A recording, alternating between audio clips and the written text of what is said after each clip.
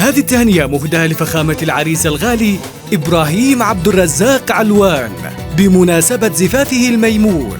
هذه التهنئة مهداة من محمد وليد أحمد علوان، ومبروك مليون مبروك يا إبراهيم. من بين كل البشر مصدر فرح وابتهاج، من بين كل البشر